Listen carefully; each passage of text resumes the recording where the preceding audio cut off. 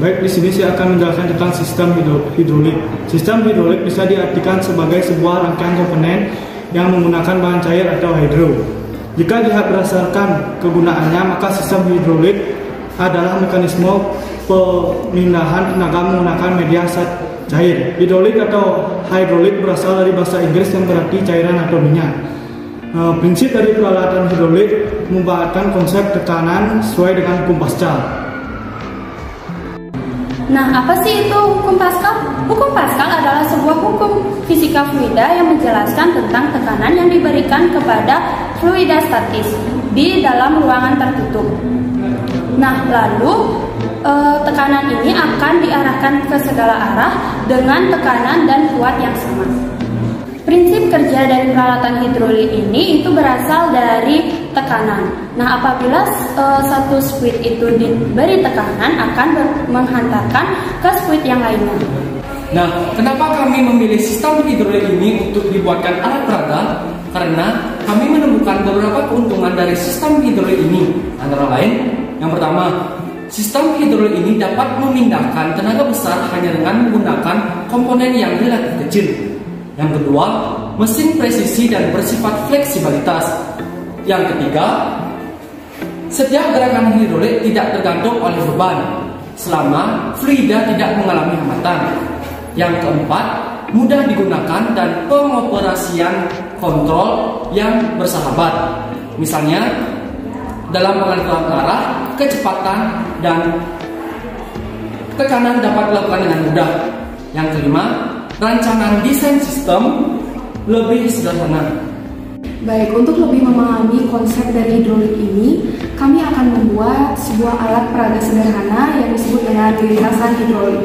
Lintasan hidrolik ini prinsip kerjanya sama seperti peralatan hidrolik lainnya, yaitu menggunakan konsep tekanan sesuai dengan hukum Pascal. Di sini saya akan menjelaskan secara sederhana bagaimana sih prinsip kerja dari lintasan hidrolik yang akan kami buat.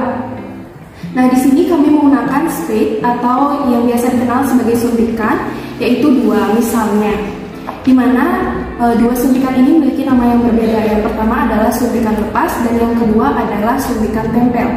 Jika suntikan lepas itu akan diberikan cairan, yaitu cairan berwarna agar terlihat lebih menarik. Sedangkan suntikan tempel itu akan ditempelkan di bawah lintasan yang akan menjadi lintasan hidrolik. Nah, di sini suntikan lepas akan ditekan agar cairan yang awalnya ada di suntikan lepas itu terdorong dan tertransfer ke suntikan tempel. Lalu apa yang terjadi setelah itu? Karena awalnya suntikan tempel itu tidak berisi apa-apa dan diterima cairan dari suntikan lepas, maka otomatis suntikan tempel akan terangkat dan juga otomatis lintasan yang ada di atas suntikan tempel itu akan juga ikut terangkat. Itulah konsep dari hidrolik. Nah, tadi kan lintasannya terangkat. Lalu untuk mengembalikan lintasan ke tempat semula atau menurunkan lintasan, bagaimana sih caranya? Caranya gampang banget. Kita harus memindahkan cairan dari suntikan tempel ke suntikan lepas dengan cara menarik suntikan lepas. Nah, otomatis suntikan tempel akan kehilangan cairannya dan menurun. Lintasannya pun ikut turun karena tidak ada lagi penyangganya. Nah, untuk lebih jelasnya lagi tentang alat peraga yang kami buat, simaklah video tentang pembuatan lintasan hidrolik ini. Tonton sampai habis karena uji coba yang kami lakukan akan sangat menarik jika kalian praktekkan.